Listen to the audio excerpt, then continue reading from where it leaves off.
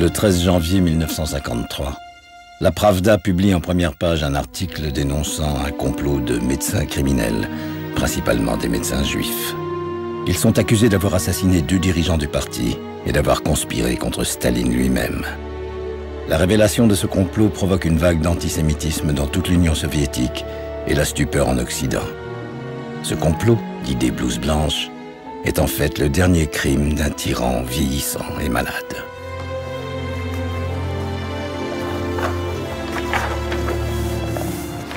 « 50 ans après la mort de Staline, l'historien Jonathan Brent a pu avoir accès aux archives de l'affaire, aux interrogatoires, aux lettres officielles, aux pièces essentielles du procès dissimulées par Staline et ses successeurs. Il a réouvert le dossier des blouses blanches. When you see things like this in these documents, you realize that this is being scripted. It's a script.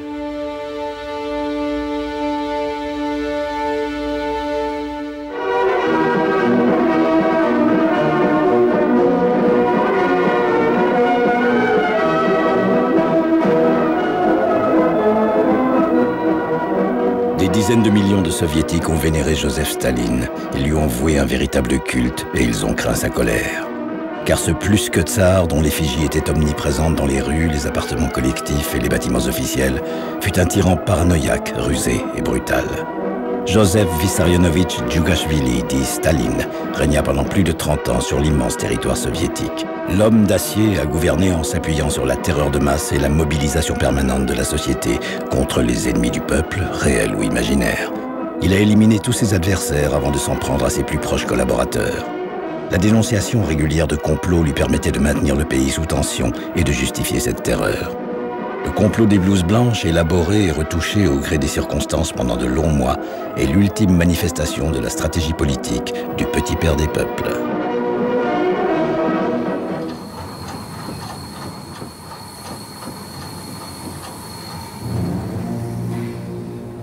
L'affaire des blouses blanches s'ouvre sur un prologue lié à la mort soudaine d'Andrei Jdanov en 1948.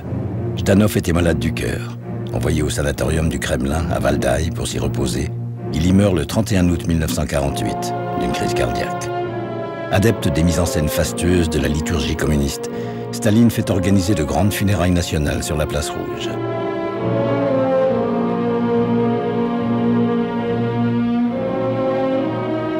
L'année précédente, Jdanov, responsable de l'idéologie du régime, avait prononcé un discours historique qui entérinait officiellement la vision soviétique d'une division du monde en 2 camps irréductibles, Est et Ouest, socialisme et capitalisme.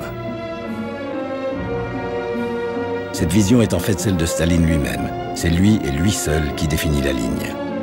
Et les discours des grands apparatchiks du bureau politique la suivent à la lettre. Jdanov ne faisait pas exception à la règle. Molotov, l'un des plus anciens compagnons d'armes de Staline, prononce son oraison funèbre. Большевистская партия и советские государства понесли тяжелую утрату. Un élément cependant que seul Staline connaît manque à cette oraison. Un courrier confidentiel lui est parvenu la veille, signé de Lydia Timachuk, un des médecins qui a soigné Jdanov au sanatorium. La lettre informe le camarade Staline que les autres médecins ont délibérément sous-estimé la faiblesse cardiaque du malade. Leur négligence aurait causé sa mort. Cette accusation reste provisoirement sans suite. Staline envoie la lettre de Lydia Timachuk aux archives. Mais cette missive aura pour la suite de notre histoire une importance capitale.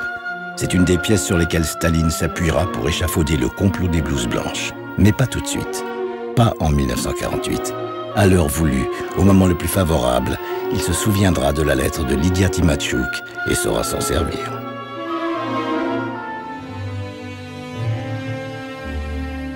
Le complot des blouses blanches n'est pas un coup d'essai. L'appareil d'État soviétique aux mains de Staline est passé maître dans la manipulation des circonstances.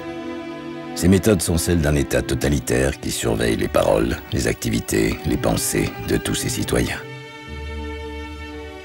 Staline a confié au MGB, l'ancêtre du KGB, et à ses 10 millions d'informateurs, le soin de traquer la moindre trace de dissidence.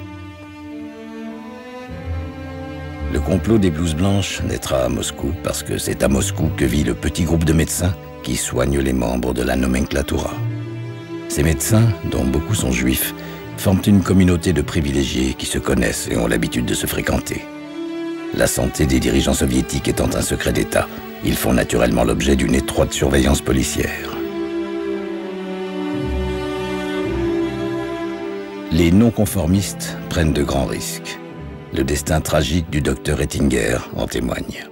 Yakov Ettinger had the reputation of being one of the greatest therapists, a specialist in understanding therapy at a general clinical level in Russia. Отец мой был известный профессор, кардиолог, так сказать, с мировым именем.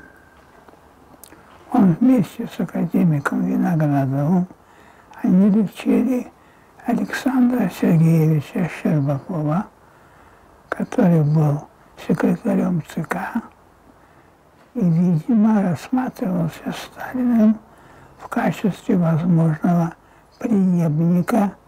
Эттингер был вхож в самые высокие сферы и знал массу всяких историй, внутренних историй из их жизни, которыми с удовольствием делился, которые происходили. Папа в силу своей профессии работал с очень многими докторами, которые лечебными докторами, терапевтами, хирургами. Папа приглашал Эттингера к себе, Якова Гелярча Эттингера. Он был очень разговорчивым человеком и с удовольствием делился своей информацией о том, что происходило на этих самых верхних этажах власти. И папа ему всегда говорил: «Яша, вы добром не кончите». Как оно и оказалось. He was a stubborn man, and he was a defiant man, and he had very strong opinions. MGB bugged Ettinger's house, and they overheard him say that whoever removed the Soviet Union from the grasp of Joseph Stalin would be a hero. Сына Эттингера арестовали на улице, насколько я помню. Он шел из университета или шел в университет, и его забрали на улице. Папа знал об этом сразу, потому что он пропал, сын пропал, и Эттингер звонил по друзьям, рассказывал, что произошло, что нет сына, он был вне себя. Ну, это такой как бы традиционный ход. Брали человека близкого, так сказать, к потенциальному объекту, которого планировалось арестовать, выжимали из него необходимый, так сказать, компромат. Схватили на улице в 12 часов дня на Петровке, и я выразил удивление. И два человека, которые меня схватили, арестовали, заявили, что что меня везут на лоб. Есть вопросы в московском уголовном розыске.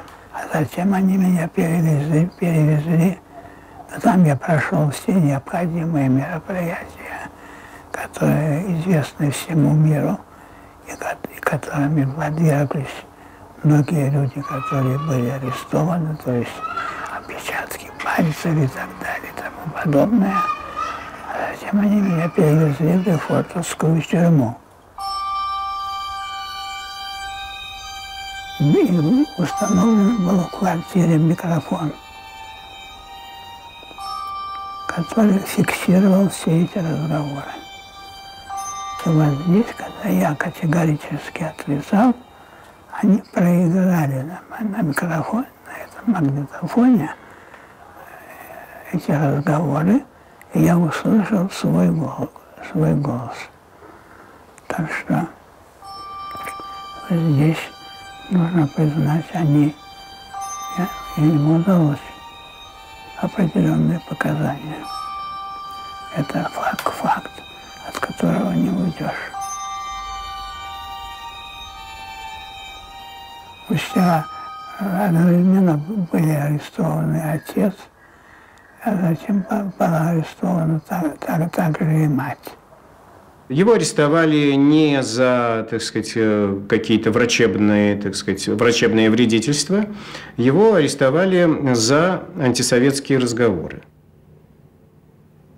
Ну, он, так сказать, не скрывал свои какие-то оценки, точки зрения и, в общем-то, довольно-таки открыто общался и свою точку зрения выражал своим друзьям и так далее. Вот. Критиковал Сталина в разговорах со своими коллегами. It's clear that his arrest was initially, in November 1950, tied to that.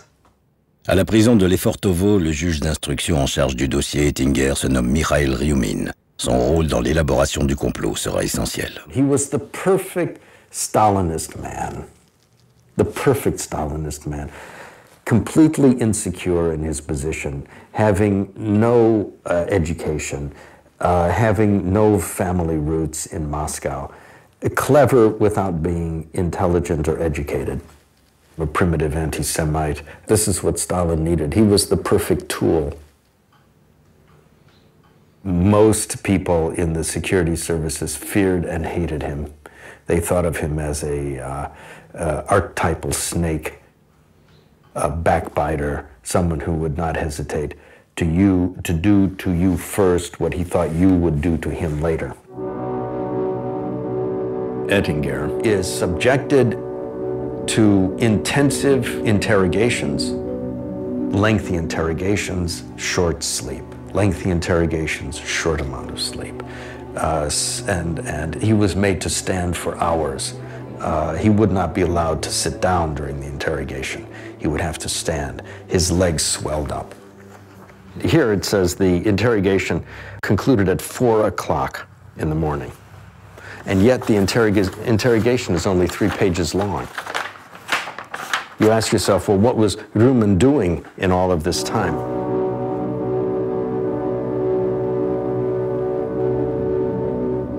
At a certain point, the medical doctor at Lubyanka writes a memorandum stating that this is an elderly man with a weak heart who is surely going to suffer, perhaps even death, from the treatment that he is receiving.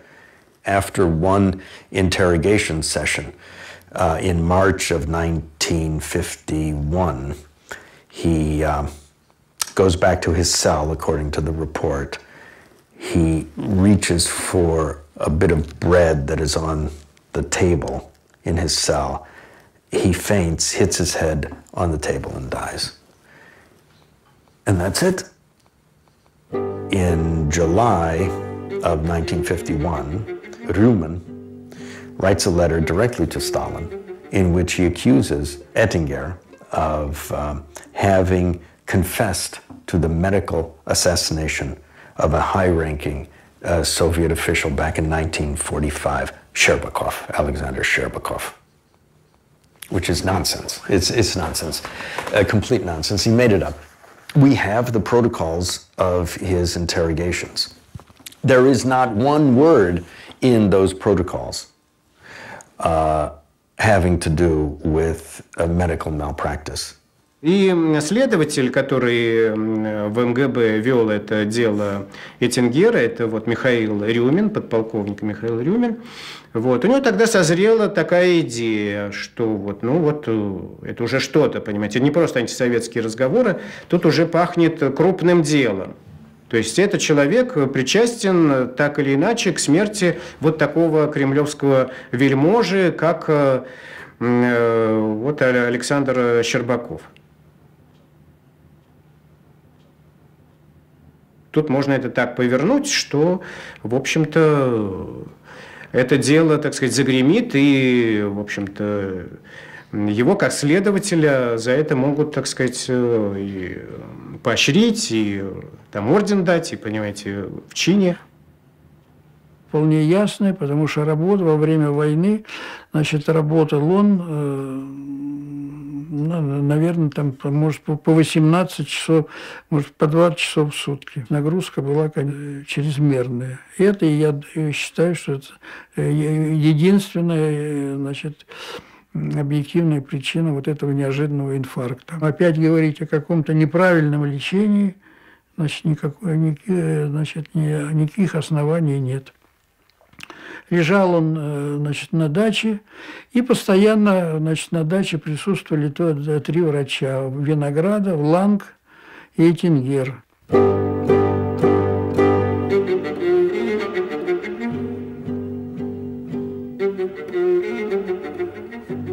Дело врачей это то, что попало в письмо Рюмина. Это то, что Рюмин изобрел как следователь, скажем, этой идеи. Но эта идея попала на очень хорошую почву. Сталин ухватился за нее. Le complot qui commence à prendre forme tombe fort à propos. Pour Staline, il est l'heure d'organiser une nouvelle purge au sein des instances du Parti communiste. Les Beria, Molotov, Malenkov, grands bénéficiaires des purges des années 30, ont acquis trop de pouvoir. Staline veille à ce qu'aucune velléité d'autonomie ne se manifeste parmi les cadres du parti. Leur allégeance à sa personne doit être exclusive et totale.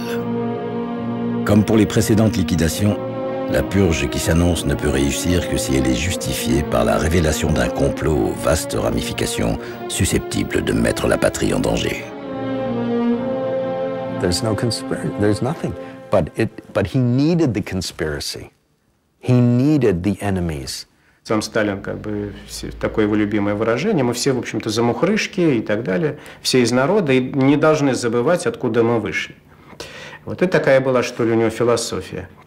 Вот. Поэтому неудивительно, что он так внимательно отнесся вот к этому сигналу Рюмина, хотя тот был, как вы говорите, простым следователем. Потом он его, понимаете, несмотря на сопротивление, так сказать, высшей бюрократии, он ему покровительствовал, сделал его заместителем министра. Reumin stated in this letter to Stalin that Abakumov, the head of the MGB, refused to allow him, Reumin, to interrogate Ettinger about it. And as he put it, just smoothed it over. Why? Because Reumin states Abakumov is in league with the Jewish plot against the Kremlin. There's a denunciation of Abakumov that is written on the 1st of July. Stalin gets it. On the 4th of July, Abakumov is dismissed as head of the MGB. 2 days later, there's a big Central Committee meeting, and by July 13th, there's a secret letter. It's stamped, Zakritaya Pismo, secret letter, that is sent to the heads of all party leaders throughout the Soviet Union and the republics, to all heads of major organs, informing them all that there is a conspiracy among Jewish doctors to destroy the Kremlin leadership, and that Abakumov, former head of the MGB, is in league with these doctors. Ведь Абакумов это не рядовой человек, это министр госбезопасности. Держать в тайне его арест, ну, никто и не хотел, во-первых. Во-вторых, это было невозможно. Скрыть арест такого человека. А коль Абакумов арестован, это надо было как-то объяснять. Вот так появилось это письмо. Надо было объяснить арест Абакумова. Вот арест Абакумова был, объяснялся в этом письме тем, что в руководстве МГБ СССР существовал сионистский заговор, во главе которого стоял министр госбезопасности Абакумов. Целью этого заговора было смещение руководства, ликвидация, в том числе террористические замыслы в отношении Сталина и других партийных руководителей и так далее, и так далее. Орудием как бы в этом преступлений для него были врачи, отравители. Не просто врачи ведь, а врачи-отравители, которые, значит, методами лечения, медикаментами различными, назначая неправильный курс лечения или применяя какие-то медикаменты, вплоть до ядов, по заданию Абакумова, который действовал по заданию мирового сионистского заговора. Дело в том, что враг, классовый враг с точки зрения Сталина, всегда должен находить какие-то пути, чтобы решить проблемы, чтобы добиться власти, чтобы отстранить правящую коммунистическую верхушку, чтобы, я не знаю, там, сделать переворот. Как это сделать? С помощью прямых открытых террористических выступлений стрелять не очень-то удастся, потому что кремлевская верхушка надежно охраняется. А здесь вот его параноидальное мышление и, скажем, конспирологическое мышление, оно подсказывало самый простой ход. Люди благородной профессии, которые были призваны лечить, они на самом деле убивали. Это ведь так просто, подумал Сталин. И в каком-то смысле дело врачей было, собственно говоря, апофеозом его конспирологической и такой, я бы сказал, тиранической мысли.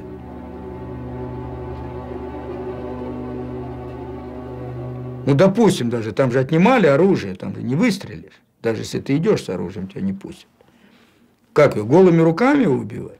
Убить можно было только залечить, как говорили, да, залечили. It's pretty clear to me that this speed with which he behaves in July 1951 had been well prepared for over that intervening 4 months and probably the years between Zhdanov's death in 1948 and 1951. Staline se souvient alors de la lettre de Lydia Tymachuk sur la mort du camarade Zhdanov, et il voit très clairement comment l'utiliser. Stalin goes to the Politburo and he pulls out this letter and he says to them, "This letter was withheld from me in 1948 by Abakumov and Vlasik, who were in league together with these doctors to murder Zhdanov, and they withheld this piece of vital, important information from me." But what the documents show us is that Abakumov dutifully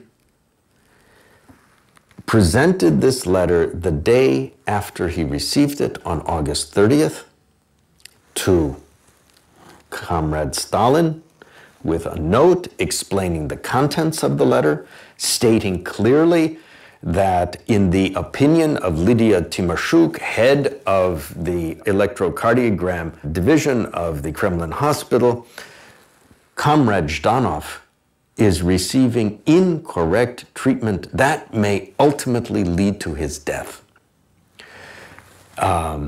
It is presented to Stalin, and you may say, well, but Stalin gets 1 million documents a day, 1 million letters a day. How do we know that he read this? How do we know that he saw it? Well, the memo covering this document by Abakumov has Stalin's signature on it. And he even wrote on it into the archive, S.T. Stalin. So the question is, how do you actually join these plots together? The Zhdanov and the Ettinger. One way of proceeding is to show that Vinogradov and Ettinger were friends. And Vinogradov was one of the doctors at Valdai for Zhdanov. Eventually, the Ettinger side of this story and the Zhdanov side of this story come together. And when they come together, that's when the doctor's plot is born.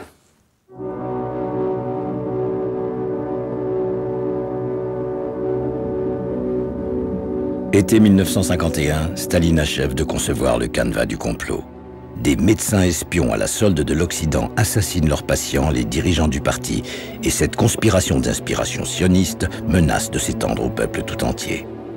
Terroriser les masses soviétiques a toujours été une pratique stalinienne, et la terreur se nourrit de procès publics et de grandes purges. Il s'agit à présent d'étoffer l'affaire, de lui donner du fond, de l'ampleur. Staline et ses hommes doivent y ajouter l'indispensable touche de vraisemblance qui accompagnera le coup de tonnerre de sa révélation. Tout le monde, agent du KGB, juge d'instruction et gardien de prison, travaille dans le secret, autre élément essentiel de la stratégie stalinienne. La dimension juive du complot des blouses blanches n'est pas fortuite. Sur fond d'antisémitisme séculaire, la situation particulière des 2,5 millions de juifs soviétiques fait depuis la fin de la Deuxième Guerre mondiale l'objet d'une attention soutenue de la part du dictateur. Attention qui tourne à la méfiance, puis à la persécution. La conspiration sioniste dont Staline et Rioumine accusent Abakoumov s'enracine dans l'exemplaire histoire du comité antifasciste juif. Le comité antifasciste juif a été créé pendant la guerre sur la volonté de Staline. C'est un comité de propagande à destination des Juifs d'Amérique. Il s'agit de convaincre cette communauté influente de soutenir l'armée rouge dans son combat contre la barbarie nazie. Le comité regroupe en son sein d'éminentes sommités juives soviétiques, des scientifiques, des écrivains, des cinéastes, des comédiens et des médecins. Le président du comité antifasciste juif est Salomon Mirols, comédien et metteur en scène, créateur du théâtre yiddish de Moscou, traducteur de Shakespeare.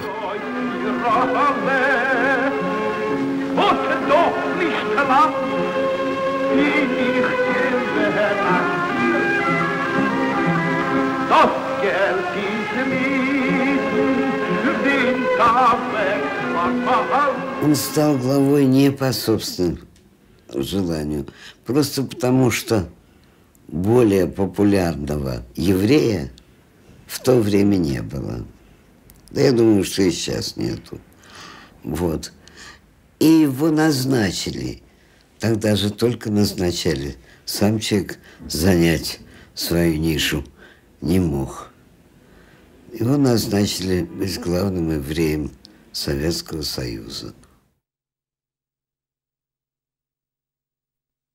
En 1943, Staline envoie Salomon Mirols en tournée aux États-Unis. Был митинг, по-моему, это было в Чикаго, где была масса народу, то есть 10 тысяч, не знаю сколько. И он выступал, а он был прекрасный оратор. И он говорил, он обращался на идиш к толпе, потому что в Америке знали, евреи знали идиш.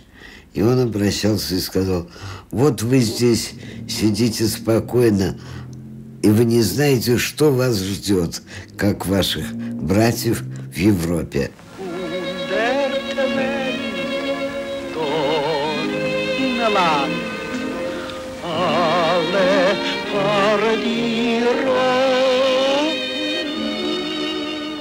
La tournée est un triomphe. Mirols réussit à séduire les Juifs d'Amérique et à les convaincre de soutenir l'armée rouge.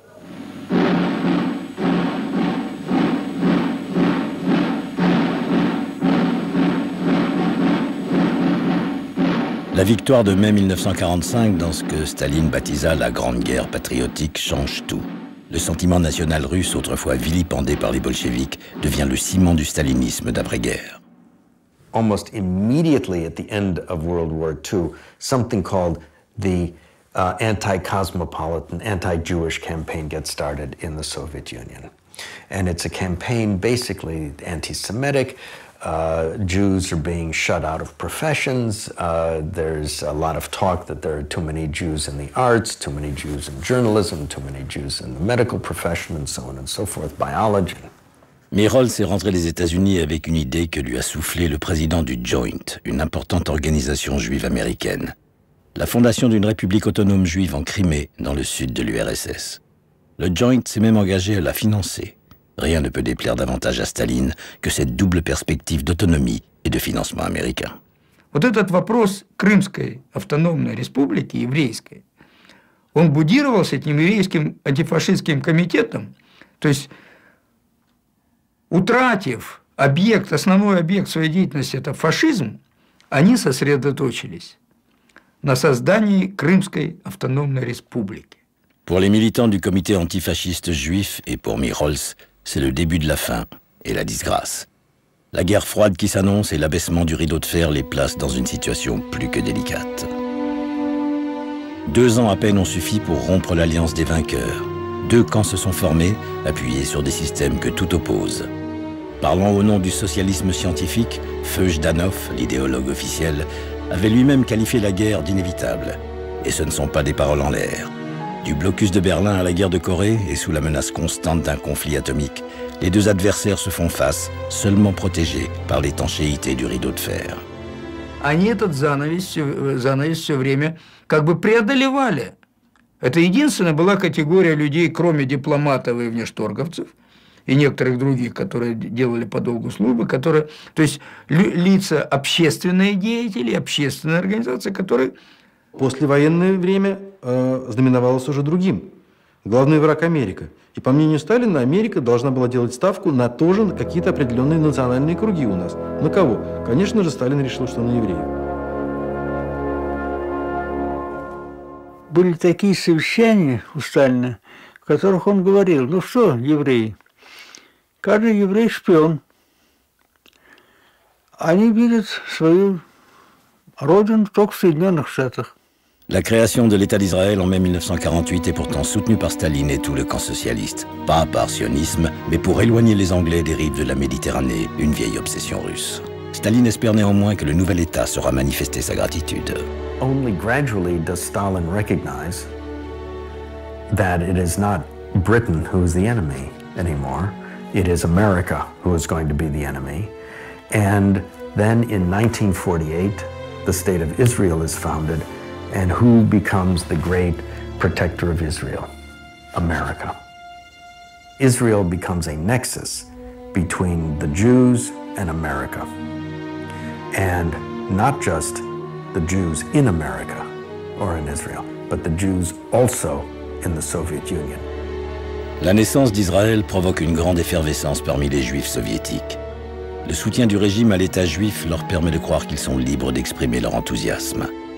Staline reçoit ces manifestations comme une provocation, une remise en cause de l'allégeance exclusive envers sa personne et envers l'URSS. When Golda Meir comes to Moscow in September 1948, tens of thousands of Jewish people jam the Choral Synagogue to hear. It is a sensation beyond anything. And Molotov's wife, Zhemchuzhina, who is Jewish, takes her around Moscow and is overheard to say to her by some informant, which gets back to Stalin, Ich bin a Yiddischer Tochter, which means I am a true Jewish, a daughter of Israel. I am a daughter of Israel. She says to Golda Meir in Yiddish, and Stalin cannot abide that. No, you are not. You are a Soviet citizen. That's what you are. Ну, Сталин обвинял руководящих деятелей еврейского антифашистского комитета в том, что те выполняли задания Америки. Un véritable coup de tonnerre se produit en janvier 1948 lorsque Salomon Michols est assassiné. Son meurtre est maquillé en accident de la circulation. Staline l'a ordonné personnellement. Michols aurait tenu des propos malvenus sur la belle famille du dictateur à ses correspondants américains. Staline, avec son cynisme habituel, organise des funérailles officielles pour l'acteur juif. Потом МГБ написали справку на имя Сталина о том, что вот целая группа лиц в еврейском антифашистском комитете, да, что они являются группой антисоветской, националистической. А к этому времени уже убрали Михоэлса. И товарищ Сталин сказал, что ну что, придется судить.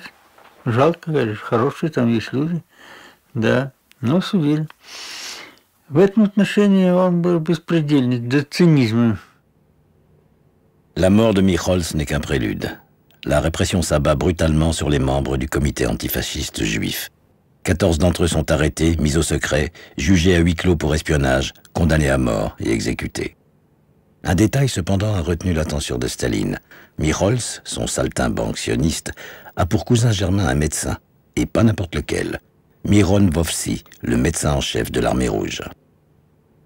So it raises, very interestingly then, the question of what was the nature of Stalin's anti-Semitism. He was certainly anti-Semitic, but so what? He hated everybody. He hated Germans, he hated Brits, he hated the French, he hated the Japanese, he hated the Latvians, he hated the Georgians. You know, he didn't even go to his mother's funeral. He hated you if you were too bright, and he hated you if you were too stupid. He tended to favor stupid people that he could shape, you know. So his anti-Semitism is functional. It's functional. And now, at this point in time, it will serve a purpose because it will help him to galvanize his country around himself and against the West. Tous les efforts de Staline vont donc consister à relier ces deux affaires, celle du comité antifasciste juif et celle du vaste complot des médecins empoisonneurs. Нужно было это дело каким-то образом развивать. Так вот, что было сделано? В июле 1951 года в составе 2-го главного управления в контрразведке была создана специальная оперативная группа, которая должна была заниматься изучением настроений и положения дел в высших медицинских кругах, связанных с лечением кремлевской верхушки. Эта группа работала почти полгода и ничего не нашла, кроме того, что велись отдельные антисоветские разговоры и высказывались отдельные злые пожелания. Le processus devient implacable. Vladimir Vinogradov, médecin personnel de Staline, est arrêté à l'automne 1952. Son crime, après un examen approfondi, il a conseillé à son patient de prendre sa retraite. Il n'en faut pas davantage à Staline pour se débarrasser de ce saboteur. Circonstance aggravante, Vinogradov a pour meilleur ami Miron Vovsi, le médecin-chef de l'armée rouge, le cousin de Salomon Mirols. Папа всегда такой замученный, замороченный. Ему было дело, в общем, он нас погладит по головке, и больше у него нет времени тратить на нас. И вдруг он мне говорит: пойдем погуляем. Это было такое чрезвычайно радостное происшествие, и мы с ним пошли гулять. А оказалось, что он не просто меня позвал гулять, а он на улице хотел, поскольку он уже подозревал, что его слушают. Мы проходили по этой Воздвиженке рядом с Кремлевской больницей. Он мне сказал: а знаешь, арестован Виноградов. В трудных случаях они всегда обсуждали, общались, в общем, были очень близки. И потом в этом обществе терапевтов папа тоже там президиум был. Поэтому это все было очень страшно. Родители говорили только шепотом между собой и часто говорили по-французски. Когда-то они говорили на идыш даже. Иногда они просто уходили на Гоголевский бульвар и разговаривали там, если они не хотели, чтобы мы слышали. Когда мы должны были что-то сказать друг другу, и мы знали, что микрофоны вставлены в потолок, да, мы писали записки один другому и потом сжигали. Это говоря между собой. Поэтому знать они, наверное, знали и подозревали, и всегда подозревали, что телефон прослушивается. Но невозможно было совсем не разговаривать. В принципе, возможно, потому что папина племянница, родная племянница, дочка папиной сестры, тети Веры, она была замужем за Михаилом Аверковичем Харламовым, который был в свое время начальник отдела печати МИДа при Сталине. Так вот, он никогда не разговаривал дома, он просто приходил домой, молча ел, молча делал детей, там 2 сына, молча ложился спать, молча вставал и молча уходил. Stalin was aware that he was missing the linchpin that bound all of this together. And he was therefore wildly, after November, arresting all of the doctors he could get his hands on and creating real terror in the Jewish community in Russia. Родителей не было дома, как всегда, в этот вечер. Было, наверное, 11:30 ночи, когда вдруг раздался звонок в дверь. Я открыла дверь, и за дверью стояла большая черная толпа, темная такая толпа. Один был военный, остальные были в штатском. И они как-то влились в квартиру, оттолкнули меня, оттеснили меня к стенке коридора и рассосались мгновенно по всей квартире такими ручьями. Один в папин кабинет, несколько в папин кабинет, несколько сюда в столовую, несколько в мою комнату, она была тогда там, туда в мамину. Я поняла, что пришли грабители и будут сейчас выносить мебель. Раздался звонок в дверь, и вошли. Их было самих трое. Нас спросили, кто мы такие, подтверждая, так сказать, наши имена, и задали общий вопрос. Предъявите оружие. Ваше оружие? Да. Оружие его инструмент, да? Как понятно, что оружием мы не владели, ни у кого ничего не было. Но они обыскали, тем не менее, и сказали мужу, что он арестован, чтобы вот я собрала ему вещи.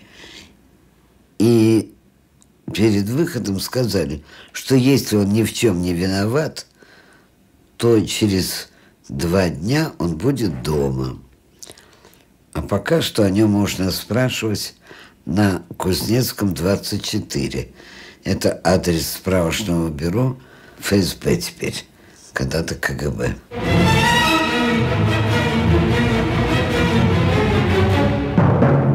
Раздался телефонный звонок. Господин хватил меня за руку, вытащил меня как кутенка, как щенка из-за этой кровати, схватил меня за руку и поволок. Он меня притащил к телефону, и всю дорогу он мне говорил о том, что мы здесь ни слова. Шипел на меня. И снял трубку, сунул ее мне к уху и сказал, прошипел, говори. И всю дорогу о том, что мы здесь ни слова. А у меня спазмом таким сдавило горло, хрип какой-то раздается, я слышу это свое хриплое дыхание, а говорить не могу ничего.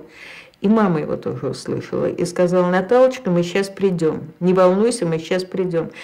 Они все поняли.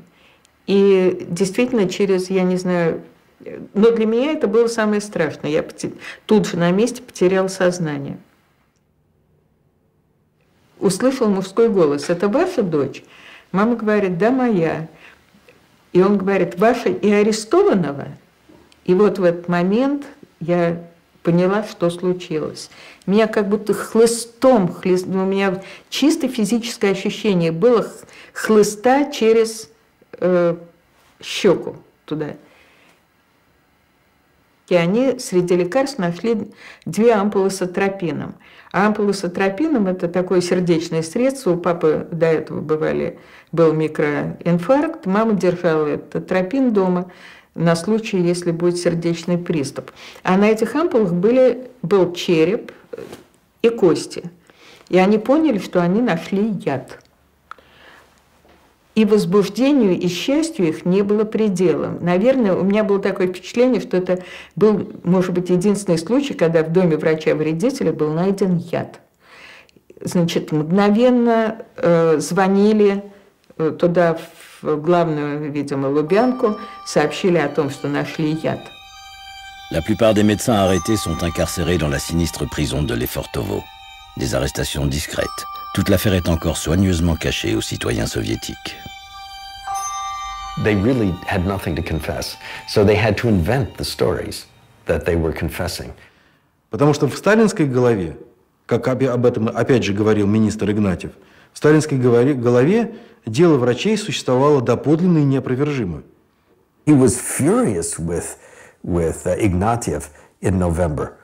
He accused the security services of being filled with hippopotamuses, grandees and ignoramuses. Сталин нажимает и требует, практически каждый день он звонил или встречался с ними и требовал развития событий. Требовал результатов следствия. Требовал, чтобы они доказали, что врачи были обязательно связаны с Америкой, что врачи выполняли террористические указания, что врачи это и есть террористическая группа заговорщиков. They have to do what I tell them to do and get those confessions. Он делает все, что ему скажет Сталин, и более того, письменно об этом отчитывается, что он прекрасно понимает, что ему не сносить головы. Он помнил одно крылатое выражение Сталина. Если не добьетесь признания врачей, что они агенты англо-американской разведки, будете там же, где сейчас сидит Абакумов. Stalin told them, beat them, beat them, beat them, beat them with death blows. Beat them with death blows. And they did. Их задача была любыми способами выбить показания. Они, конечно, зверски избивали последствия. Помещали их в вот эти холодильники. Держали постоянно в наручниках, в кандалах даже. Не давали спать. То есть пытки были и сном, или отсутствием сна, и голодом, и прочее, прочее. То есть делали с ними, конечно, что хотели. Не хотели от меня получить показания, что будто бы я знаю о том, что отец и Виноградов, и там кто-то еще из профессоров неправильно лечили руководителей партии и правительства и непосредственно виновны в смерти целого и в заболевании целого ряда лиц. И в основном по ночам. В основном по ночам это была их система по ночам. То есть как в 10 часов был так называемый отбой, заключенные должны были лечь спать. И тут же приходил охранник и говорит, вас вызывают на допрос. И допрос они приводили примерно без 5-6 утра. Я приходил, ложился на кровать, и тут же они подъем. То есть фактически я был лишен сна. Он шел 8 часов, потом был 3 часа перерыв, и потом всю ночь. И так каждый день ночные допросы, каждый день ночные допросы. По 9, по 8 часов ночные допросы. У мамы в основном ограничивалось руганью, угрозами и руганью, неприличными словами, такими прощадная брань, карцер у мамы был, и вот не давали спать. Папа не подписывал. И его, чтобы заставить его подписать, его перевели вот тогда в Лефортово на это особый режим, и он был почти 2 недели без сна. Это была специально оборудованная камера с очень ярким, где он практически не мог, очень мало места было, он мог как-то присесть на кончик чего-то, но практически это была очень узкая камера, и с очень ярким светом в глаза, и с каким-то диким скрежетом, который не прекращался в уши.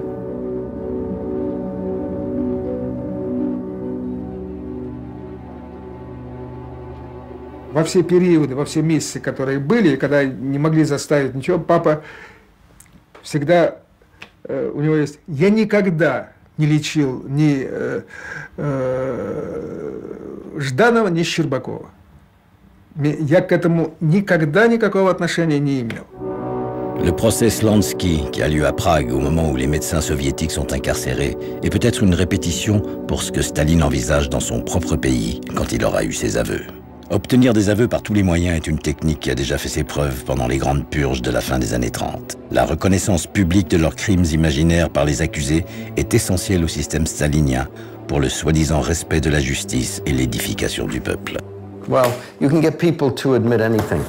Beria is famous for having said, keep a man, let me have a man for 24 hours and he'll admit he's the Queen of England. Slansky, secrétaire général du Parti communiste tchèque, est accusé d'avoir voulu attenter à la vie du président tchécoslovaque dans le cadre d'un complot sioniste. Slansky et 12 de ses camarades avouent tout et sont pendus en public au début du mois de décembre 1952. La leçon est parfaitement entendue à Moscou par les apparatchiks.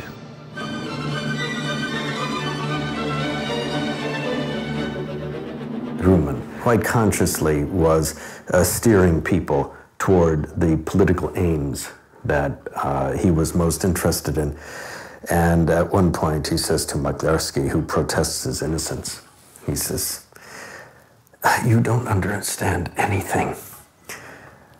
The fact of your arrest proves the reality of your guilt. And there is no need for further discussion. We are here to discuss your confession, not whether you're guilty or innocent." Kafka could not have said it better.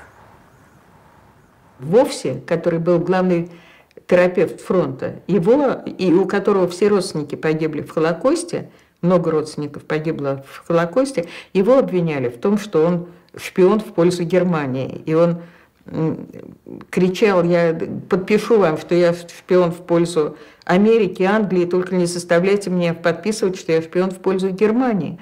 Моя бабушка тоже ведь погибла, папина мать, погибла в Холокосте. Ее сожгли в Симферополе. This is the complete file on Miron Vovsi, who was arrested on the 12th of November, 1952. Mayor Miron Vovsi, the cousin of Mikhail's, a revered doctor in the Soviet Union, had a worldwide reputation. It's a shocking and revolting set of materials in which poor Vovsi, who's elderly already and in no way able to withstand this pressure, simply gives in at the very outset. Le 14 novembre 1952, Miron Vovsi, le vétéran de l'armée rouge, incarcéré, fait la déclaration suivante à ses interrogateurs. « Je suis un opposant au pouvoir soviétique. Inspiré par ma haine envers les dirigeants du parti et le gouvernement soviétique, j'ai choisi la profession médicale non pas pour améliorer leur santé, mais pour la détruire et pour abréger la vie de dirigeants spécifiques du parti. » Staline tient enfin ses aveux. Il peut à présent prendre le peuple soviétique à témoin et le mobiliser à ses côtés contre l'ennemi intérieur. He never lost interest in this plot. He was pushing very, very hard at the end of 1952 for this to happen. He had just celebrated his 75th birthday, I believe. Comme dans les années 30, la Pravda, qui se lie de Moscou à Vladivostok, est le meilleur outil de propagande pour entretenir la terreur imposée par Staline à sa population, pour la convaincre de la nécessité d'une grande purge salutaire au sein du parti. В январе о деле врачей было объявлено на всю страну. О том, что такой заговор есть, и от его, и в результате этого заговора погибли и Жданов, и Щербаков, и Чойбалсан, и Димитров. То есть довольно внушительный список.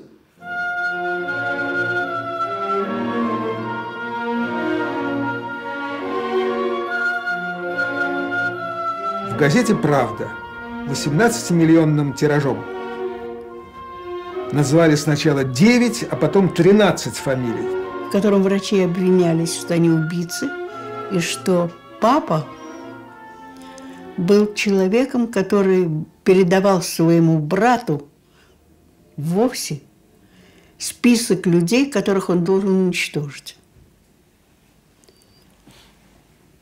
Вот, и на этой Миллионной улице везде были такие витрины, в которых расклеивались газеты.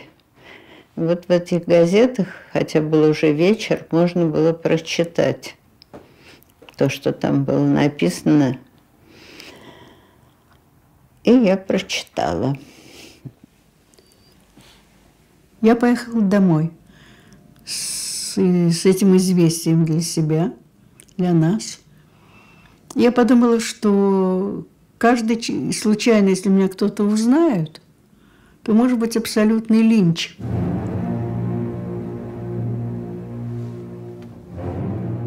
Это же написано в газете «Правда».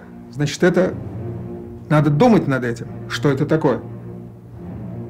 Нет, как я мог верить, когда для меня это просто было написано о чужом человеке, о другом человеке.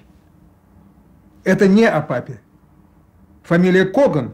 Ну, значит, может быть, есть где-то еще какой-то Коган. А все эти люди, перечисленные в этом сообщении от 13 января, я же их всех знала, они.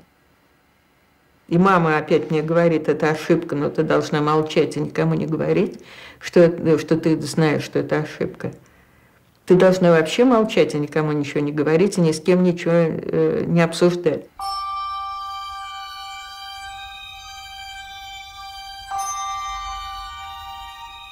Так что следователь мне показал эту статью. Валькот, почитай, говорит.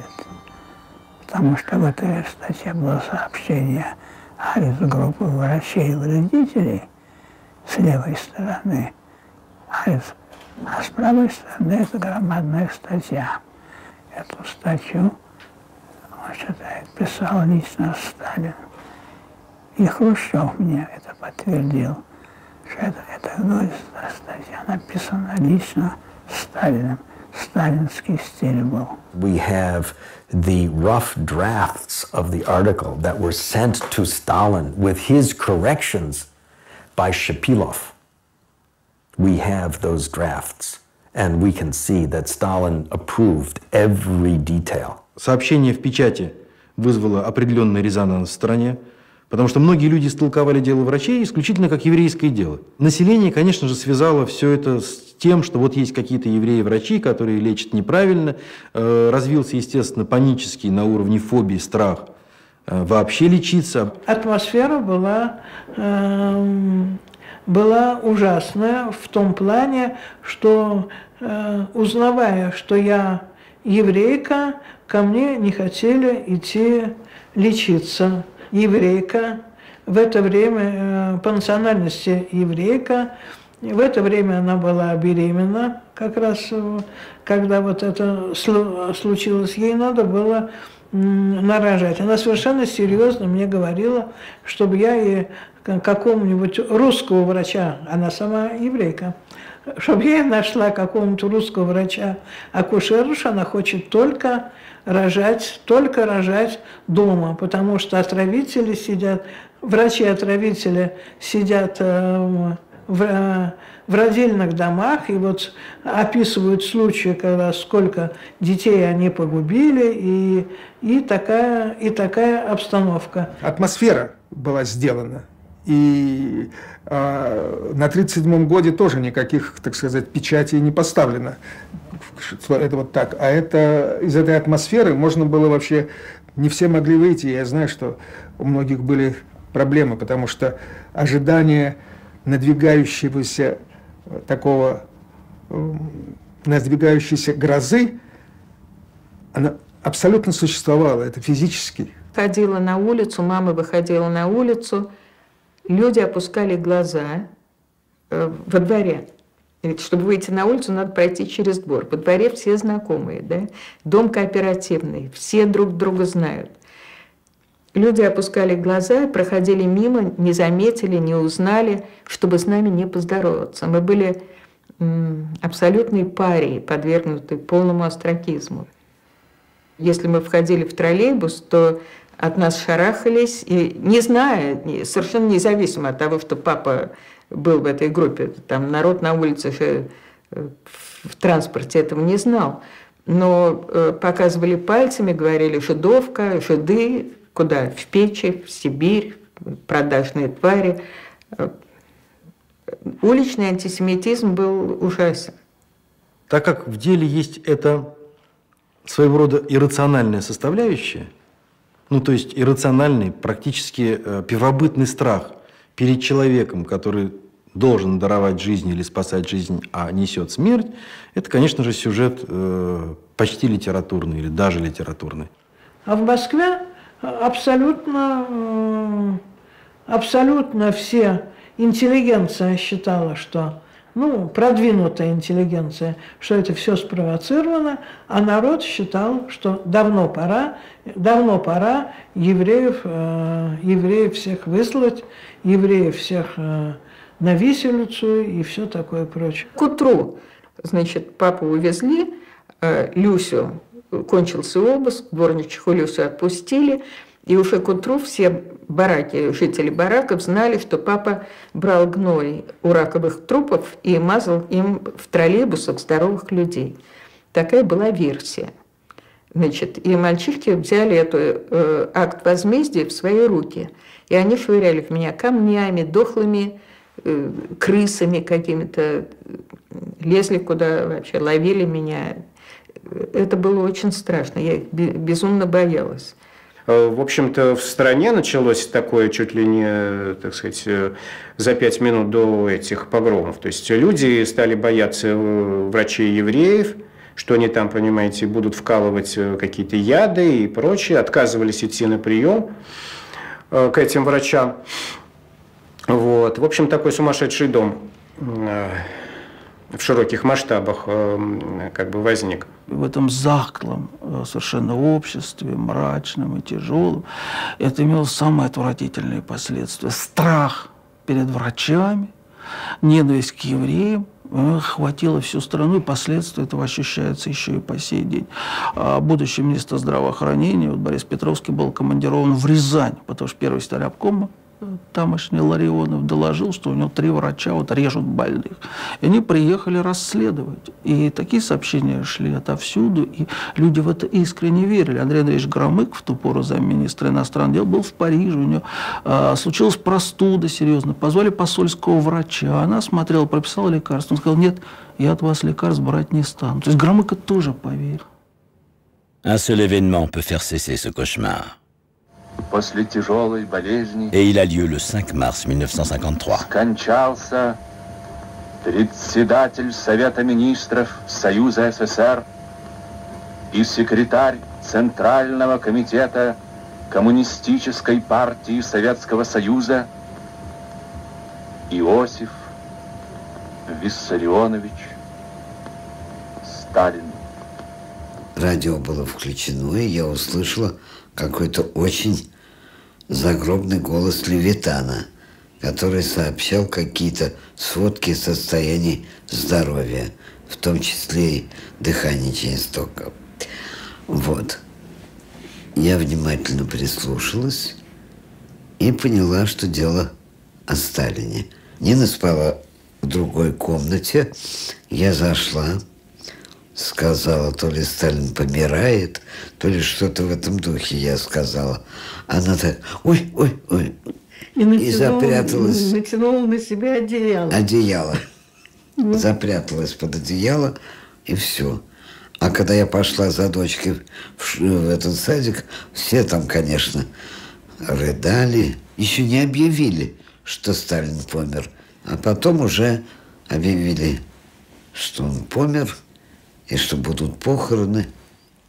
А ночь, я вам сейчас скажу, действительно мы провели неплохо, потому что мы решили, что в эту ночь брать не будут. И поэтому мы обычно мылись, купались днем. Ну, чтобы все-таки не пойти в тюрьму грязными, как говорится. Вот. А тут мы с Сталкой помылись на ночь, улеглись так спокойно.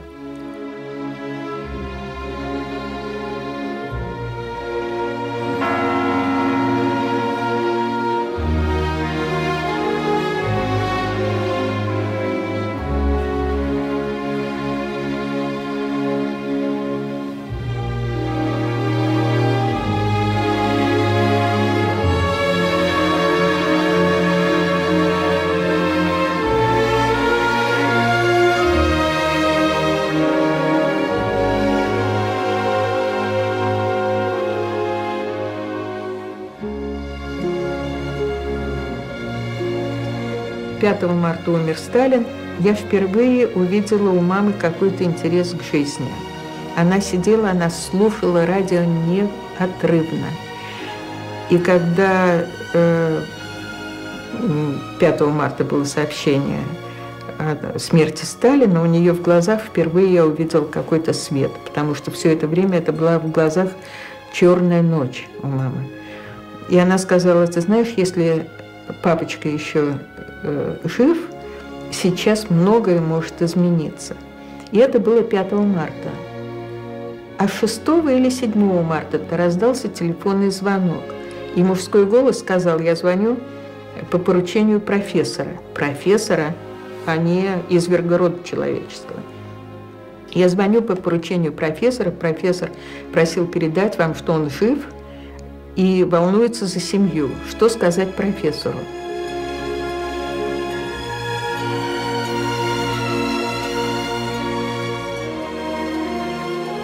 Рая, счастливая безумно, отправилась ставить пирог. Соседи безумно удивились, что тетя Рая печет пирог в такой страшный момент, чудовищное горе кругом.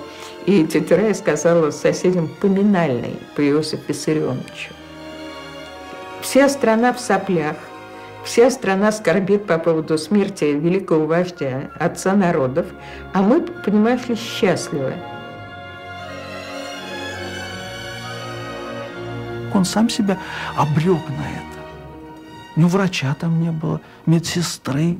Это толкуется как какое-то сознательное. Если бы он хотел, там медицинский институт бы рядом построили. Он не хотел ни врача, ни медсестры, не считал себя ни больным. Ну, что интересно вообще в истории, кстати, смерти Сталина, с моей точки зрения, это то, что он и стал единственной жертвой дела врачей. Потому что, оставив себя без медицинской помощи, не доверяя практически никому, конечно, это болезненное состояние, он и поставил себя в ситуацию, когда ему помочь уже никто не смог. In the end, Stalin's greatest enemy was a blood vessel in his own brain that busted. Первый заместитель председателя Совета министров и министр внутренних дел Лаврентий Павлович Берия.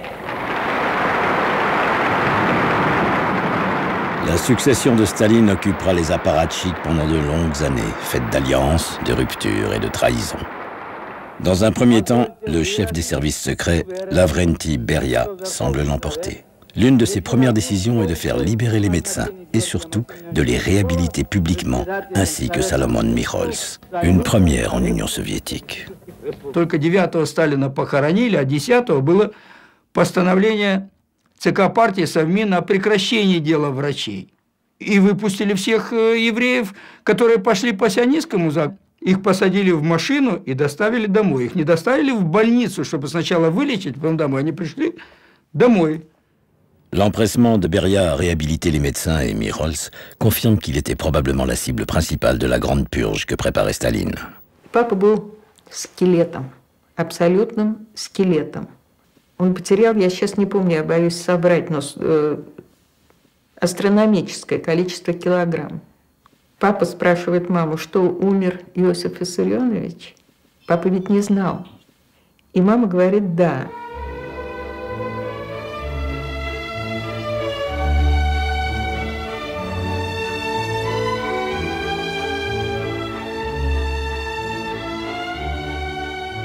Мы купили шампанское, черную икру, балык, семгу. Это большой праздник, который никогда не забывается. Но это был настоящий вот такой взрыв. Когда вот в лагере мы получали газеты. И когда я открыл газету и обратил внимание, что среди реабилитированных и освобожденных профессоров врачей нет фамилии Эттингер, я сразу понял, что он умер.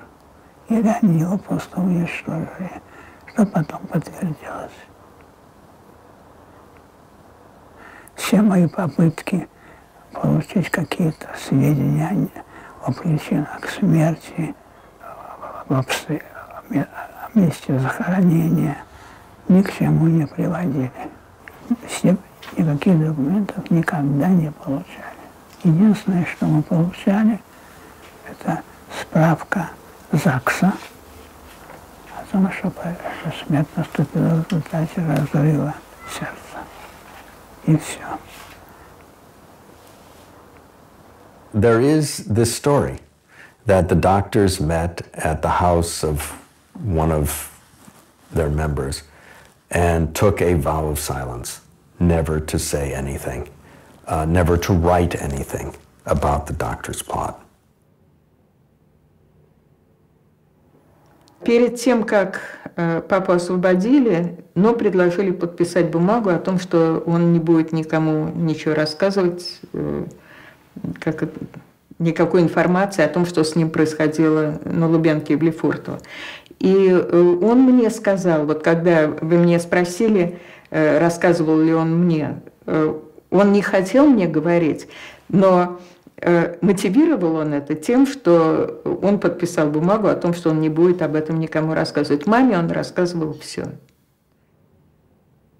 А что касается врачей, то они продолжали жить в той же системе, цену которой они уже узнали. И они узнали эту цену. Они знали, что это система, которая может жестоко подавлять любого, раздавить и растоптать. И они почти были, каждый из них стоял на краю гибели. Так что винить их в том, что они не оставили мемуаров или мало рассказали детям, нельзя. Но какие-то все-таки сведения о том, что с ними было, просочились. И люди знали о том, что там были пытки, и люди знали о том, как надевали эти наручники, и люди знали про карцеры и про избиения. Папа вообще ничего никогда не говорил. У него только были на руках такие следы от наручников, такие синяки были. И он вот так рукава все время стягивал, чтобы никто не заметил. Они не любили. И потом все 7 лет, что папа прожил, почти никогда ничего не говорилось. Так, случайно проговаривал иногда что-то. А врачи вовсе говорили, что он всегда теперь ходит в перчатках. Я спросил, почему? Потому что у него вырваны на руках все ногти.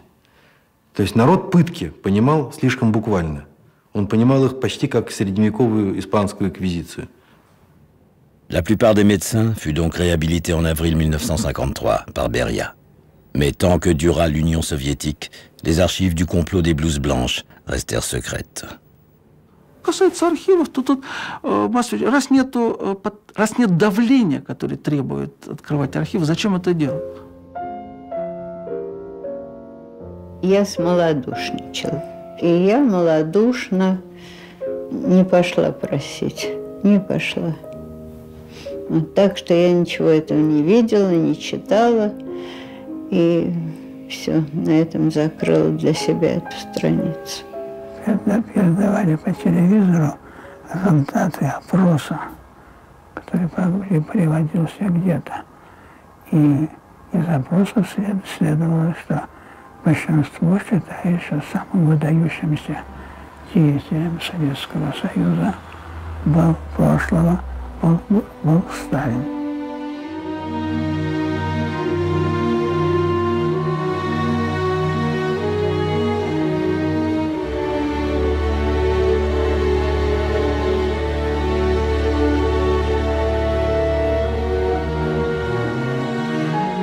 Я потом, после того, как я написала свою вот эту первую повесть